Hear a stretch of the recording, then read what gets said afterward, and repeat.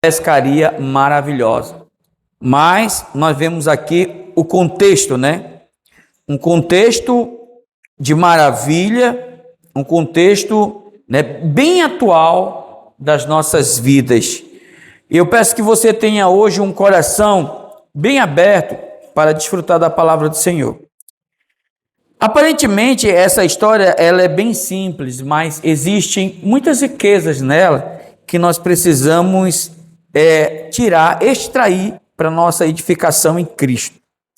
E na maioria das vezes, principalmente nos nossos dias atuais, nós estamos passando situações como a de Pedro passou. Ok? E eu quero compartilhar aqui pelo menos 3 pontos com os irmãos, para não bugar a sua mente ou não cansar a sua mente. Eu quero trabalhar 3 pontos hoje. O primeiro ponto que eu quero trabalhar é o contexto da nossa vida versus o contexto do Evangelho. Amém? Nessa passagem, nós observamos primeiramente que Jesus ele estava fazendo o quê, irmão? Ele estava pregando, ele estava ensinando na praia.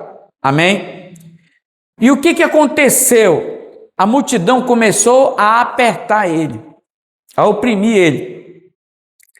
E Jesus, ele estava precisando estar falando num lugar onde todos pudessem escutar. Então ele viu o barco.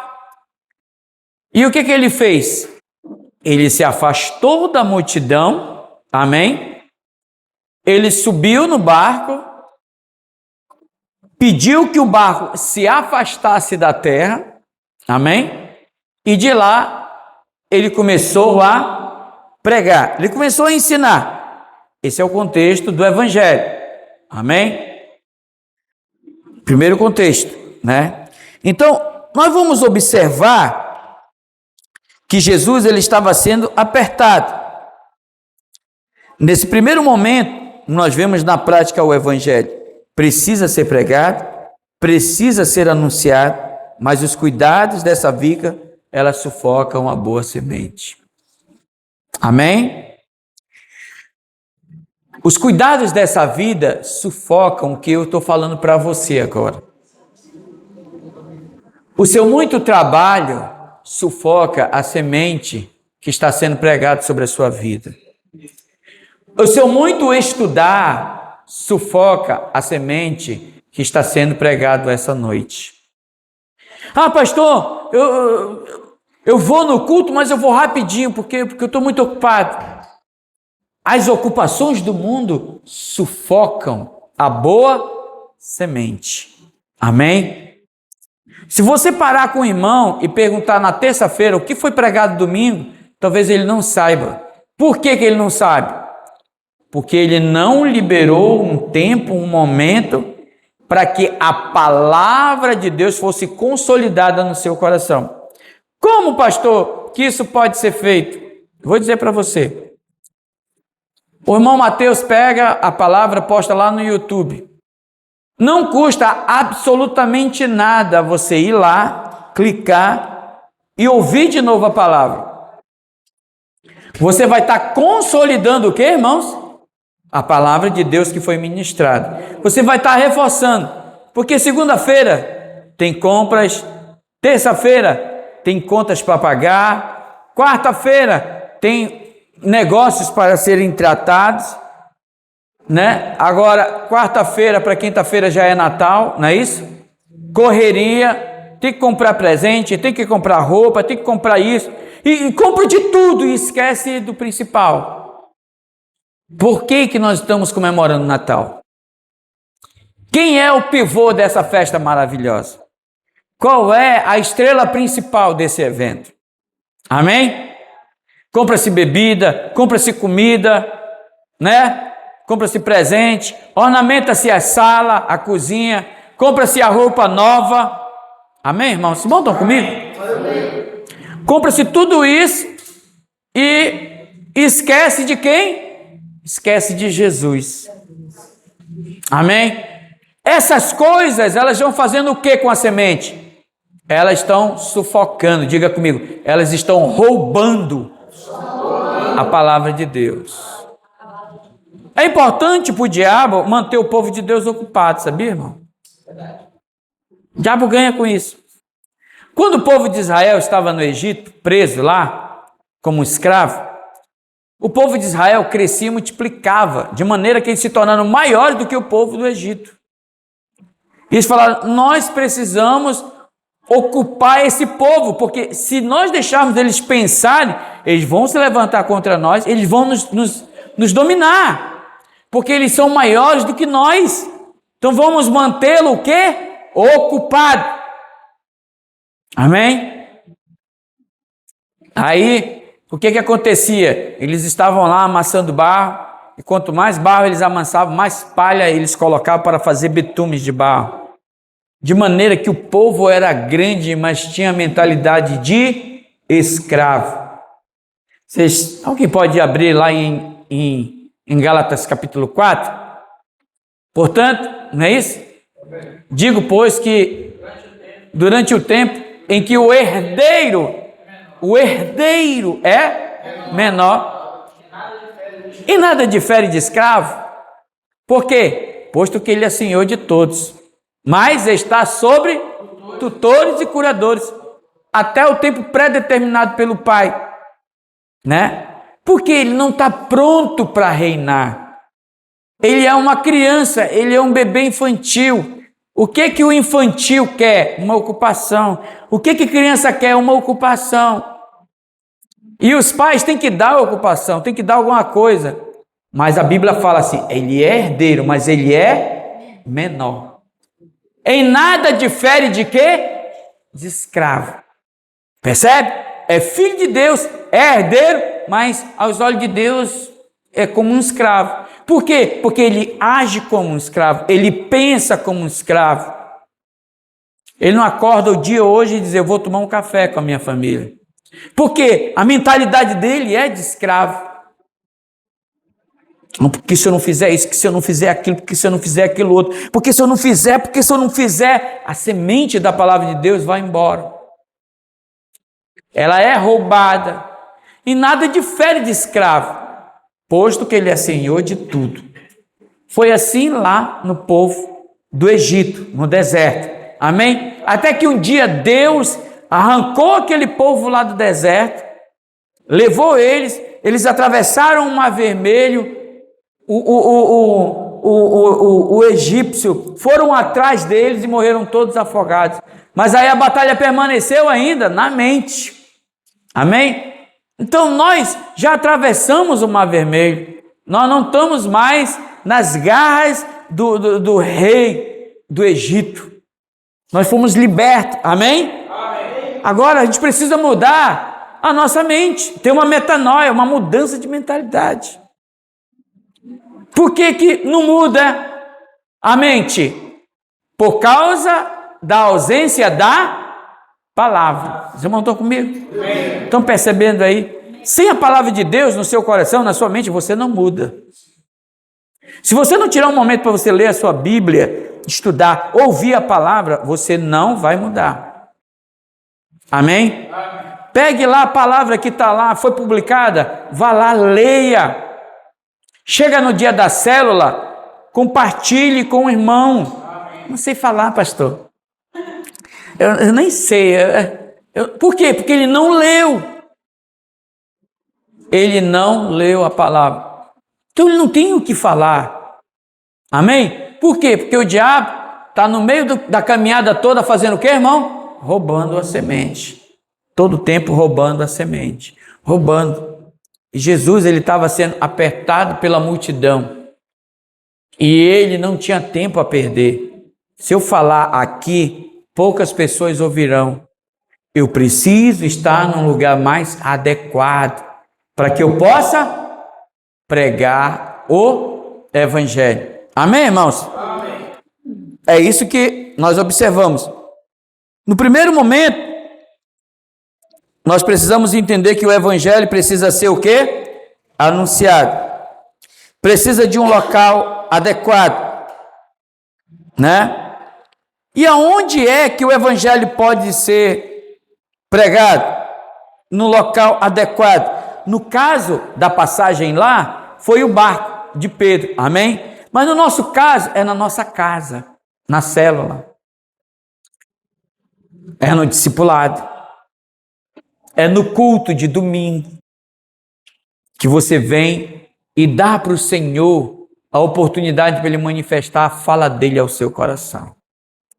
Não vou para o culto hoje porque eu estou cansado, hoje não vai dar porque eu estou quebrado, Deus vai entender o meu coração, né? Então a pessoa acaba fechando as portas. E Deus, ele também, a gente pode observar que Pedro, ele estava num barco de pesca. Eles estavam trabalhando. E no momento mais difícil da vida, ele amanheceu pregando.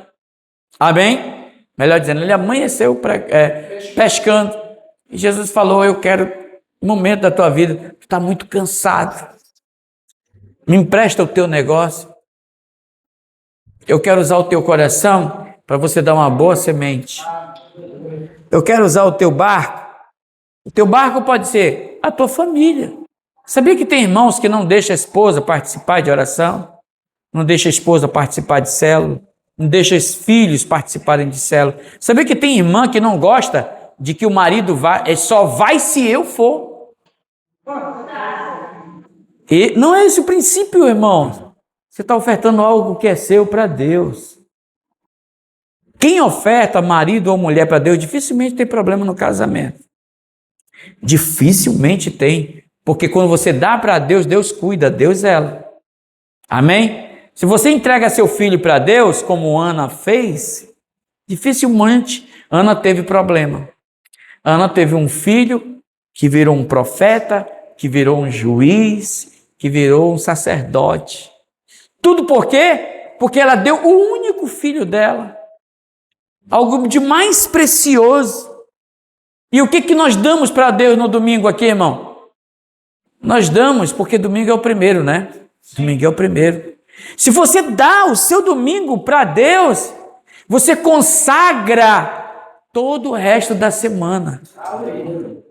Entendeu o negócio? Eu não vou domingo para a igreja porque eu estou cansado, eu estou quebrado, Não é assim. Não é assim que Deus quer. Deus olhou ali, Jesus olhou ali para Pedro, e eles estavam lavando as suas malhadeiras. Amém? Isso fala muito. Depois nós vamos falar sobre isso. Estavam lavando as suas malhadeiras e já não tinham mais o que fazer. Eles chegaram ao fim deles mesmos. Chega um momento na vida do homem que ele luta tanto com a força dele, que ele batalha tanto com a força dele, ele não chega em nada. E é a hora que Jesus olha para o pobre, miserável, cego e nu, ainda sendo filho, e tem misericórdia. Ele diz, você está quebrado, né? Deixa eu entrar na tua história. Me empresta um pouco do teu barco. É assim que ele faz. Vamos olhar isso no panorama bíblico. Elias estava sendo perseguido, né? E lá no deserto ele estava sendo alimentado pelos abutres, né? Pelas aves, né? Que vinham e traziam. Isso para um judeu era uma ofensa, porque aquele animal era um animal imundo. E Deus usou aquele animal imundo para sustentar ele, por causa da religiosidade dele. Aí o Senhor falou, chegou o tempo de você sair daqui. Você agora vai ser alimentado numa cidade. Você vai encontrar lá um rei com muita comida, muita bebida. Eu já preparei ele para você, para alimentar você. É assim que a gente quer que Deus faça. Não, Senhor, esse ano eu quero a minha geladeira farta, eu quero melhor. O Senhor vai colocar um grande empresário para me abençoar. É assim que os irmãos viajam na maionese. É ou não é?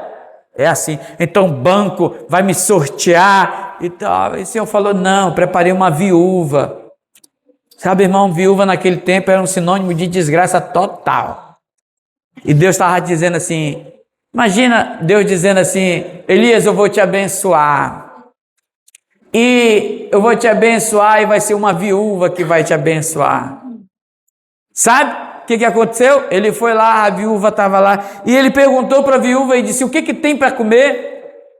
Olha, só tem um punhado aqui de farinha, eu vou fazer um pouquinho de azeite, eu vou pegar aqui, eu vou fazer um bolinho, vai comer eu e meu filho, já tirando o cara de tempo, vai comer o bolinho eu e meu filho, e nós vamos morrer.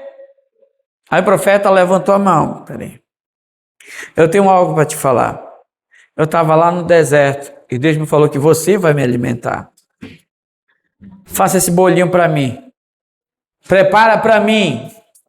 Percebeu aí, irmão? Os irmãos estão comigo? Amém. Prepara para mim. O Senhor nunca vai te pedir quando tu tiver muito. Essa palavra aqui é para primícia, para você ofertar na obra do Senhor.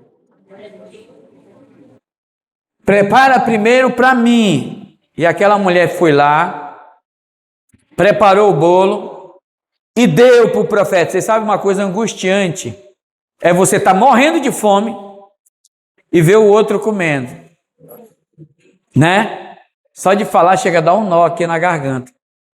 Aí você vê o cidadão comendo e você com fome. E você orando para que a barriga dele encha logo, para sobrar um pouquinho para mim. A Bíblia diz que ele comeu tudo. Ele disse, agora eu estou cheio.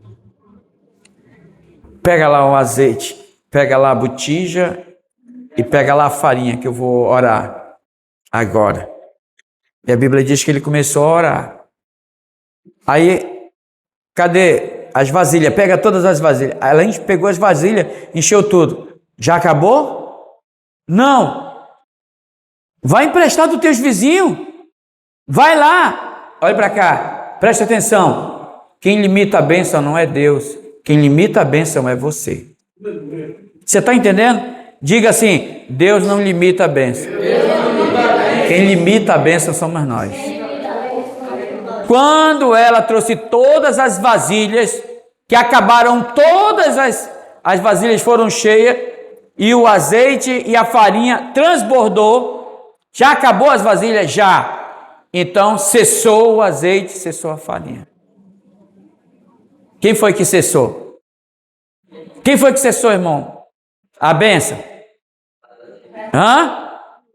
Foi a ausência de vasilha. Você está preparado para 2026? Você vai limitar o que Deus tem a fazer? Porque Deus pediu para aquela mulher, por intermédio do profeta, tudo que ela tinha. E o Senhor multiplicou. Amém, irmãos? Aí atrás. Então, veja bem isso. Isso é muito espiritual. Então, isso é um ponto. Quando a gente vai para uma outra passagem, já Jesus, vendo a multidão com fome, o que ele faz? Se alguém tem pão, vê o que o povo tem aí. Aí eles foram lá e viram que tinha um garoto que tinha 5 pães e 2 peixes, não é assim? E trouxeram até o Senhor. Olha para cá. Deus começa a trabalhar a partir daquilo que você tem. Deus nunca vai trabalhar com o que você não tem. Você tem um pequeno comércio? Deus vai começar a partir do teu pequeno comércio. Ele não vai jogar um comércio do céu na tua cabeça. Ele vai começar a partir daquilo que você tem na sua mão. Orou, aí Jesus só olhou. Estava na mão de quem, irmãos? Na mão dos discípulos. Amém? Jesus olhou para o céu e agradeceu. Não diz que o Senhor multiplica esse alimento. Foi assim? Não. Ele olhou para o céu e deu graça. Obrigado. Princípio espiritual. Agradeça pelo que você já tem na sua mão. Pare de reclamar. Agradeça pelo pouco que tem na sua mão. Olhe para o céu, como Jesus olhou e disse: obrigado, Senhor. Tendo dado graça, ele disse: vocês podem distribuir. E começou a multiplicação. Jesus estava ali e viu que a pescaria já tinha sido um fiasco. Falou: eu quero entrar no teu barco. Eu quero entrar no teu barco, deixa eu entrar no teu barco. Ele entrou. E o que ele fez? Hein, irmãos? O que ele fez? Ele foi pregar. O barco tipifica a minha vida. O barco tipifica o meu carro. O barco tipifica a minha casa. O barco tipifica a minha família. O barco tipifica os meus negócios, as minhas vendas. O barco tipifica tudo aquilo que eu tenho, que o Senhor pode usar para a propagação do Evangelho. Eu não vou limitar Deus por causa daquilo que eu tenho. Pelo contrário, eu vou usar o que eu tenho para que o Evangelho seja proclamado. Mas há quantos irmãos que muitas das vezes fica chorando miséria para dar uma merenda no lanche da célula? É o teu barco. É o que tu tem. Escute, preste atenção no que eu vou falar. Aqui nessa terra de Santarém, nossa terra abençoada, a célula entrou numa casa. Nessa casa estava em ruínas, mas a célula entrou lá. Amém. Foi uma bênção. O Senhor restituiu um casamento que estava totalmente destruído. O Senhor restituiu. O Senhor começou a restituir, o Senhor começou a fazer coisas maravilhosas, tudo era gracioso, nada era pesado, o alimento não era pesado, nada era pesado, as criancinhas vinham, merendavam, ouviam a palavra, né? Era maravilhoso isso, né? Muitas coisas foram feitas, houve reconciliação, houve perdão, uma loja foi aberta, a casa expandiu, a casa começou a ficar toda bonita, toda bem organizada. Foi feita uma piscina maravilhosa. Coisas foram acontecendo. Mas daqui a pouco não quiseram mais emprestar a casa para o Senhor ministrar a palavra. E aí começou a fazer o quê? Começou a sucumbir de novo. Começou a sucumbir. Sabe, irmãos, o que o Senhor pede de nós em 2026 é: abra os teus tesouros. Eu não estou falando de riquezas grandes, não. Teu tesouro pode ser teu carro, pode ser tua casa. Eu não estou dizendo que tu tem que ofertar ele aqui na igreja, não. Use ele para a obra de Deus. Amém? Use ele para a obra de Deus. Na hora de vir para o culto, não tenha pena de pegar e de pegar um aplicativo. Não tenha pena de você investir na obra de Deus. Eu estou pagando para mim ir ser edificado na igreja. Eu estou pegando um recurso para eu estar com a minha família diante do Senhor. Eu estou emprestando tudo aquilo que eu tenho. Você sabe por quê? Porque hoje é o primeiro dia. Você está consagrando seu primeiro dia ao Senhor. Todas as outras coisas virão, querido irmão, querida irmã. É assim que Deus trabalha. Se nós não colocarmos isso de maneira bem clara dentro de nós, a obra de Deus vai virar peso. Vai virar cansaço, vai virar o quê? Fadiga. Diz a palavra do Senhor que Jesus começou a pregar para toda a multidão. Amém? Então, eu não estou dizendo aqui que Deus ele não tem interesse de ajudar a multidão. Isso é um outro ponto aqui que eu quero colocar. Sabe, irmãos, nós fomos chamados para pregar o Evangelho. Amém? Nós não fomos chamados para resolver o problema da vida de ninguém. Diga comigo assim: eu não fui chamado para resolver os problemas da vida de ninguém. Eu fui chamado para pregar o Evangelho. Entendeu? Olha o que a palavra de Deus diz aqui em João 1,46. Abra lá sua Bíblia lá. Princípio de Filipe. Amém?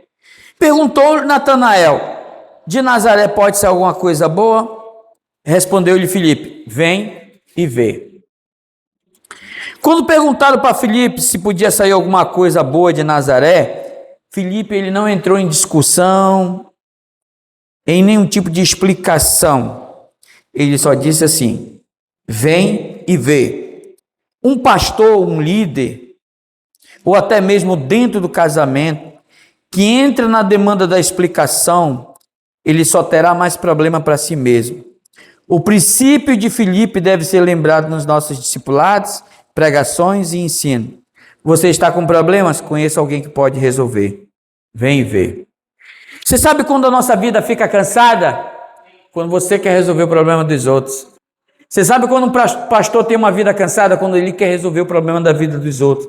Você sabe quando um líder fica cansado? Quando ele quer resolver o problema dos outros. Você sabe, Deus não nos chamou para isso.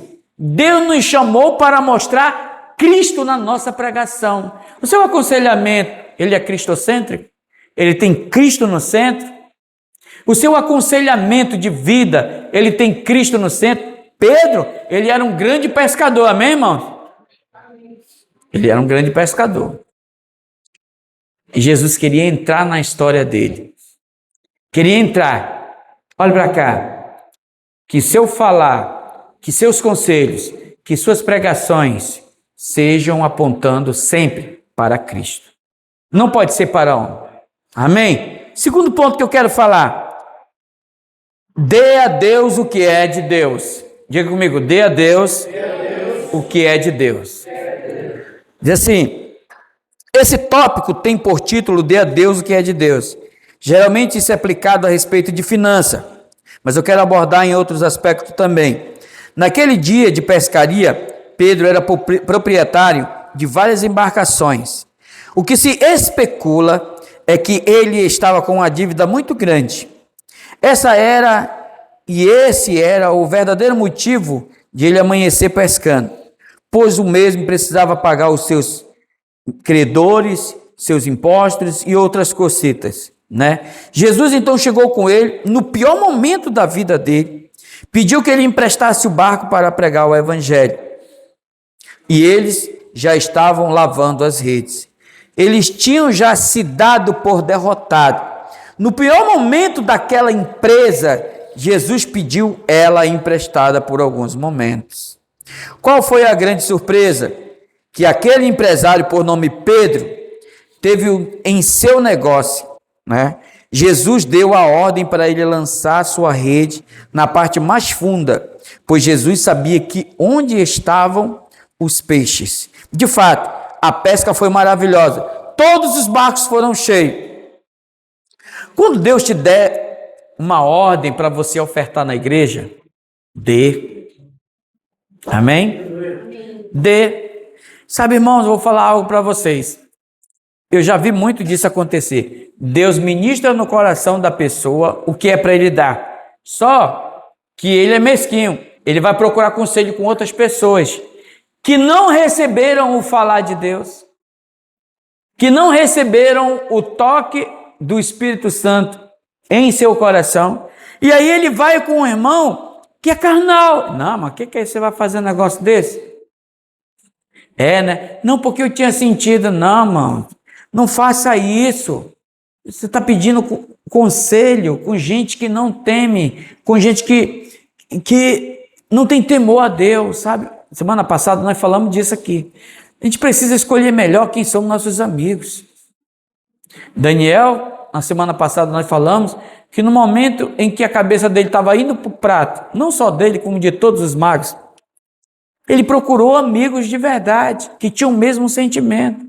Quando Deus fala no nosso coração, nós precisamos ir com alguém que teme a Deus.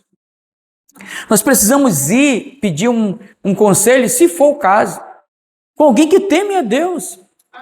Mas se você procura um conselho com uma pessoa que não ora, não lê a palavra, não vive a vida da igreja, é um irmão, entretanto ele é um irmão menor, posto que como um escravo, é a mentalidade de escravo, ele pensa como escravo, ele age como escravo, e o conselho dele é o conselho de um escravo.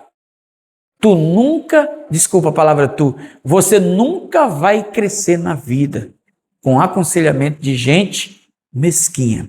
Entendeu o que eu estou falando? Então, se Deus ele fala algo para você, vá e faça. Olha só, quando Deus ele te pede para você ir no domingo no culto para ouvir a sua palavra, ou pede para você estar na célula, não é porque ele está precisando de você, ou porque ele está carente de uma atenção ou coisa do tipo.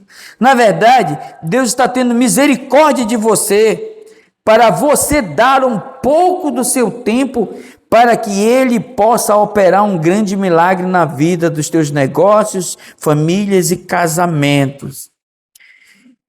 Isso é fato, irmãos. Às vezes nós pensamos que ir à célula é pesado. Na verdade, Deus está tendo misericórdia da tua vida, porque na célula é que tu é abençoado. No culto é que tu é abençoado. E Deus, Ele está vendo que você está se batendo de todos os lados, está com o casamento em ruína, não quer ir para a célula, não quer ir para o culto, não quer nada. Deus está tendo misericórdia de você, irmão. Ele está tocando no seu coração para você congregar. Sabe, irmão, congregar é importante. É importante. E o Senhor chegou ali com aqueles pescadores, né? Jesus encheu o barco deles, né? Amém? Jesus encheu o barco.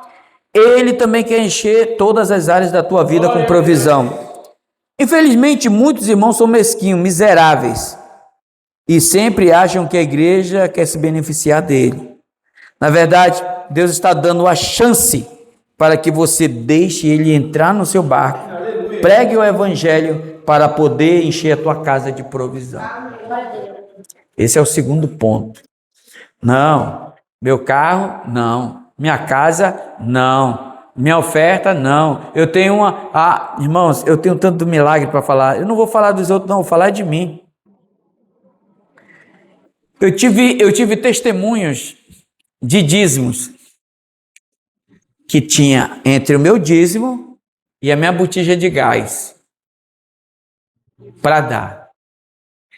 Aí eu pegava o dízimo, levava lá na igreja. Deus vai providenciar o gás. Aí, no outro dia, acabou o gás. Estava leve, começa a pretejar a panela, né? Você já sabe que o Senhor já está te dando os sinais. E aí, a gente ia para o encontro. E aí, a minha esposa, antes de sair, a gente não tinha mesmo recurso. Já tínhamos pagado o encontro, já tínhamos pagado. E quando ia eu, a minha esposa, meus 2 filhos. Então, tudo era pago. A minha esposa pegou e orou na botija. Você só vai acabar quando a gente receber de novo. Essa é a experiência dela. Depois, se as irmãs quiserem um conselho, converse com ela. Ela orou. Sabe o que aconteceu? O gás não acabou. O gás estava uma pena, irmão. Bem levinho. E ligava lá, o fogo estava bonito. Irmão, sem brincadeira nenhuma. Eu recebi de tarde. O gás acabou de tarde. Eu recebi. Isso é favor. Alguém pode dizer, o pastor está mentindo. Pense o que você quiser. Isso é um direito seu. Mas aconteceu comigo isso. Eu dar aquilo que é de Deus, entregar para Deus. E acabou-se. Entendeu? E Deus cuidou da minha vida. A minha filha tem uma clavícula que foi quebrada. Você sabe que clavícula, quando quebra, é difícil de emendar. O ossinho estava meio assim para fora, assim, né? Mas nós oramos, Deus curou, né? A maioria do meu recurso nunca foi gastado com remédio. Com remédio. Entendeu? Ela tinha tireoide, né, Marta? Era isso? A minha filha, ela teve um problema sério. Ela poderia ser uma garota especial. Ela já é especial. Né? Ela é especial para mim, para Marta, para todos nós. Mas especial no sentido de enfermidade, né? Mas o Senhor curou ela. Irmão, quando você dizima, enfermidades, elas são afugentadas da tua casa. Valores, quando você dá aquilo que Deus te pede, coisas que poderiam te prejudicar, não te prejudicam. Esses dias, lá no nosso comércio, o Senhor tem me dado uma fé interessante. Eu falei assim, Senhor, não importa quanto vai entrar aqui. O que eu quero, Senhor, é que a tua mão esteja sobre isso aqui. porque vai multiplicar. Eu não quero andar no lado lógico, no sentido lógico da coisa, né? Me lembrei agora do meu primo Tito, né? Eu quero andar pelo ilógico, né? Nunca fez tanto sentido o que ele falava, né? Pelo ilógico. Por quê? Porque a pessoa, ela vê, mas as contas estão sendo pagas, né? Aí nem parece ali, a gente toma um ali, vem um, vem outro, quando a conta já foi paga. Aí vai ver, a outra conta foi paga. Quando a gente vai ver, as coisas estão sendo pagas. As coisas estão indo. Por quê? Porque a mão do Senhor está naquele lugar. Você está entendendo? A mão do Senhor está sobre a tua vida. Não há desperdício com doença. Não há desperdício com coisas dessa vida, entendeu? Tudo que você toca, prospera. Tudo que você dá para Deus, multiplica, cresce. O favor de Deus vem sobre a sua vida. Dinheiro não é desperdiçado, as coisas não são desperdiçadas. Por quê? Você colocou Deus na coisa. Amém? Você está colocando Deus no barco da tua vida. Aleluia por isso. Amém? Amém, irmão? Você montou comigo? Que 2026 você possa estar assim. Olha, irmão, nós precisamos encher esse prédio aqui de pessoas. Glória a Deus. A gente tem que orar. Mas um pastor sozinho orando não dá. Tem que todo mundo orar também. Tirar um tempo. Ainda que seja 10 minutos, Senhor. Multiplica essa igreja. Enche de pessoas essa igreja. Porque, irmão, eu tenho a convicção que não é o meu trabalho. É Deus indo lá na casa desses irmãos, tocando no coração deles. Entendeu? Não é sobre você. Você não foi chamado para convencer ninguém. A palavra de Deus diz que é o Espírito de Deus que convence o homem. Então nós precisamos orar para que as palavras que saem da nossa boca, ela possa trazer retorno. O Senhor possa convencer ele. E não tenha pena dele quando ele estiver passando por aflição. Você tem que agir com sabedoria. Irmão, o senhor não sabe. Ficou pior a coisa? Você não tem ideia como eu estou orando. Para ficar ruim? Não, para você me procurar. Para você congregar. Eu estou orando para você vir para cá. Sabe, irmão, tem irmãos que a gente ora para Deus abrir uma porta, nunca mais aparece. Desempregado, ele congrega todo tempo. Olhe pelo meu coração, para mim não fazer esse tipo de oração, para que o irmão congregue, para que ele tenha um coração para o Senhor. Amém? Só está ali, mas é isso. Isso é a palavra de Deus que está falando. O terceiro ponto, irmãos, que eu quero falar dessa passagem é o verdadeiro milagre. Tá bom? No versículo 11 dessa passagem de Lucas 5, se diz assim, que eles arrastaram o barco para a terra e deixando tudo, seguiram quem? A Jesus. Amém? Ao longo da minha caminhada ministerial, familiar, como um ser humano, como pessoa, eu entendi que o verdadeiro milagre é deixar tudo que o mundo oferece de lado e seguir a Jesus. Eu peço muito que você não me interprete mal, amém, irmãos? Mas eu me refiro a abandonar tudo no seguinte aspecto, de Jesus Cristo se tornar o centro da minha provisão. O centro da minha provisão é Cristo. Eu sei trabalhar, eu sei pescar, eu sei girar dinheiro, mas o centro da minha vida deve ser quem? Cristo. Amém? O centro da minha provisão deve ser quem? Cristo. Pedro, ele era um grande pescador, irmão? Sim ou não? Era. Ele não tinha nada sobre o mar que ele não soubesse. Ele era patrão.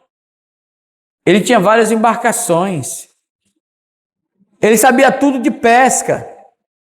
Amém? Mas o Senhor chamou ele. Pedro, me empresta o teu barco. Foi o primeiro. Emprestar o que você tem para Deus. Segundo, eu, pelo menos na minha vida que eu tenho hoje, eu nunca ouvi dizer que um pescador aqui no rio Tapajós andou sobre as águas. Tu já ouviu? Tu que é pescador aí, Ezequias?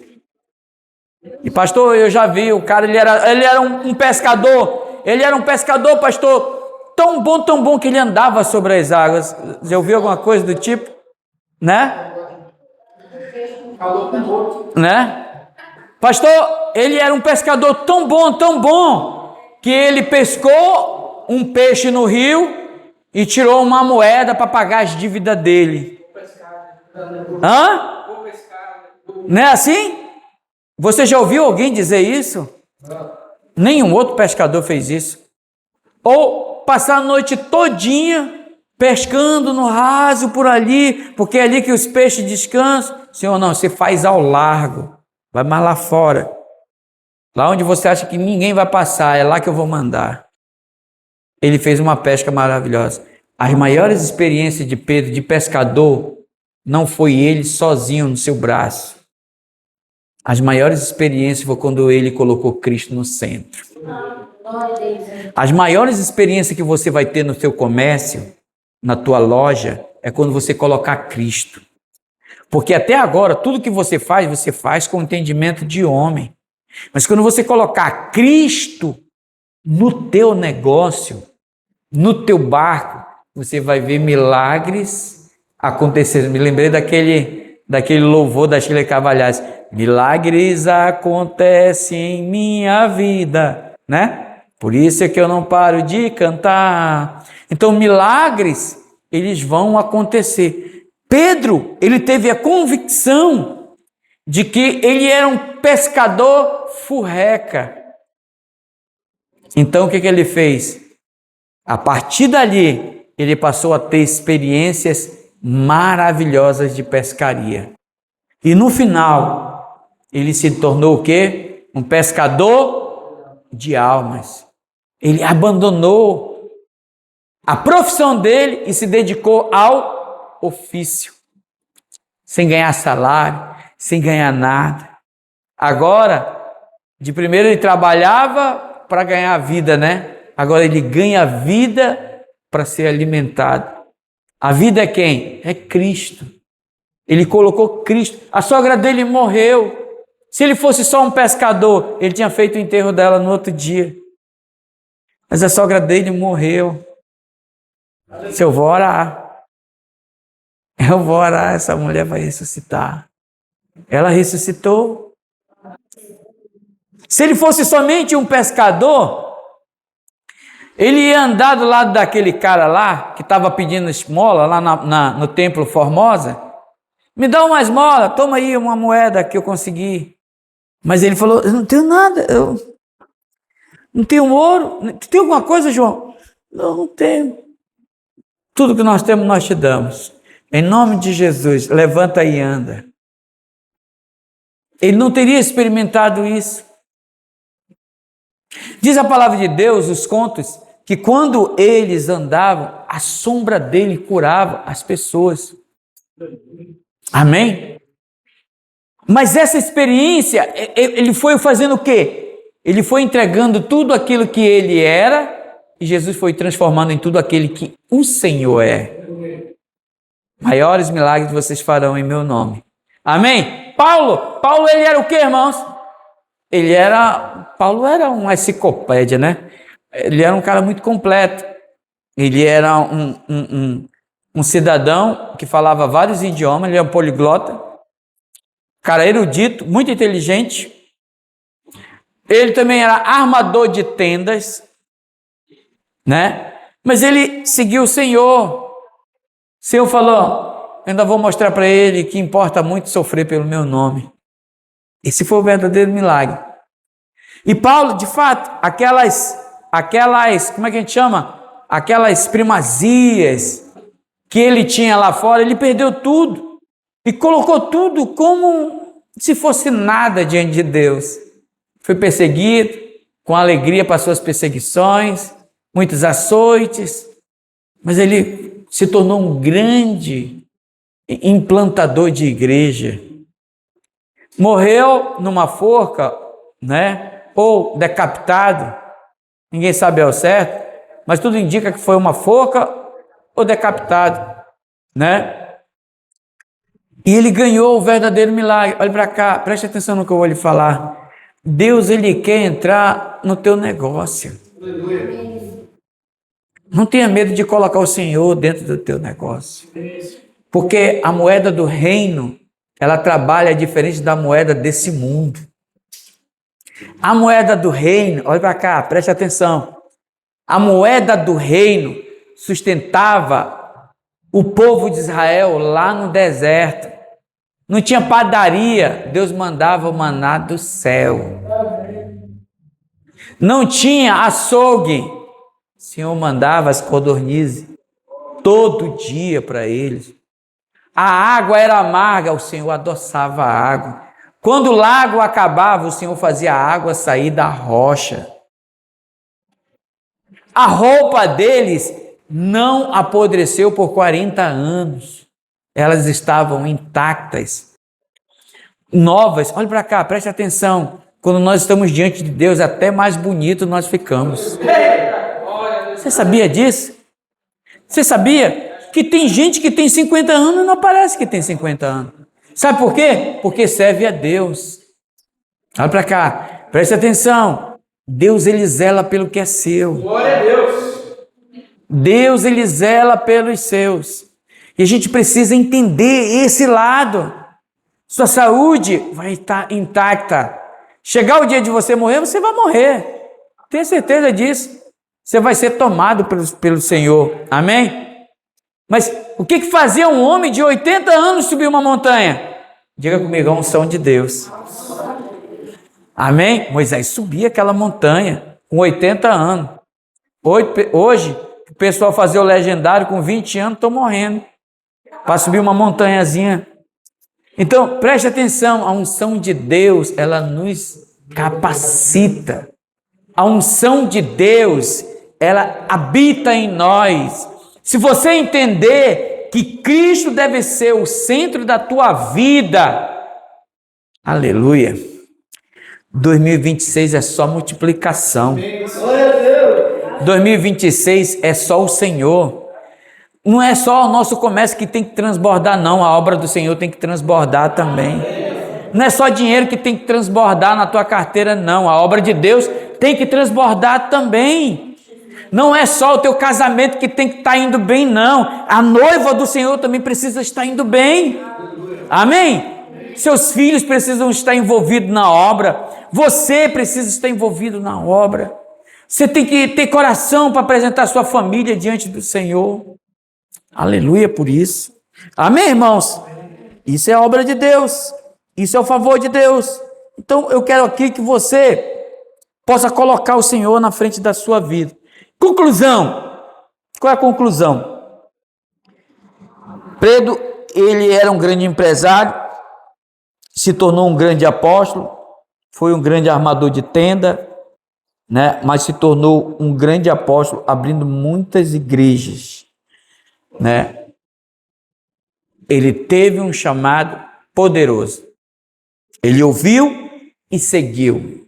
Por quê? Por Pedro, temos um outro princípio espiritual aqui. Em Mateus 16, nós vemos que o Senhor Jesus chama Pedro, né? Se todos os discípulos ele chamou. Mas a gente sabe, estudando a Bíblia, que todos os discípulos, eles eram jovens, alguns menores de 18 anos. O maior, o homem mais maduro era Pedro. Então, Pedro foi questionado juntamente com todos os discípulos. E Jesus falou, quem diz o povo ser o filho do homem? Aí uns falaram, uns Elias, outros João Batista, outros Jeremias. Aí Jesus falou, mas vocês, o que vocês têm a dizer sobre mim? Pedro, cheio da unção, se levanta e diz o quê? Tu és o Cristo, o Filho do Deus vivo. Pedro, tu és Pedro, tu é uma pedra, mas é sobre esta pedra eu edificarei a minha igreja, e as portas do inferno não prevalecerão contra ela. E ainda te digo mais, Pedro, o que tu ligar na terra é ligado no céu, o que tu desliga na terra é desligado no céu, mas não contem isso a ninguém. Por que Jesus falou isso? Porque Jesus estava falando sobre a igreja com alguém maduro, alguém adulto. Igreja não é para menino. Reino é para gente adulto. É para gente que governa as suas decisões. Eu vou para o culto, eu vou fazer a obra. Ninguém vai me impedir. Não é um cansaço que vai impedir você de estar num culto. Tem irmão que é governado pelo sono. Não vai dar para o culto porque eu estou cansado. Mas quando o trabalho diz vem, ele se acorda, todo moído, todo quebrado e vai. Ele não se governa. As coisas ainda governam ele. Os irmãos estão comigo? Estão entendendo o que eu estou falando? Então nós temos que nos posicionar como Pedro, um cara mais velho, mais adulto, mais maduro. Amém? Mais maduro, mais adulto. Senhor, eis-me aqui, eu sou um homem de Deus. Pode, Senhor, me chamar. Eis-me aqui, Senhor. Eu quero estar totalmente envolvido na tua obra. Eu quero que o Senhor conte comigo, né? Conta comigo, porque daí vier. Eu acho tão maravilhoso, assim, ver o testemunho do meu pastor Aloysio. Irmão, meu dinheiro é para a obra. O que eu tenho é para a obra. Né? Eu dou graças a Deus pela minha esposa também, porque minha esposa é doida. É verdade. Ela teve coragem de casar comigo, já é um grande sinal. Que ela é louca mesmo, né? Então, nem ela, às vezes ela tenta se acordar, mas o Espírito já ceda ela de novo.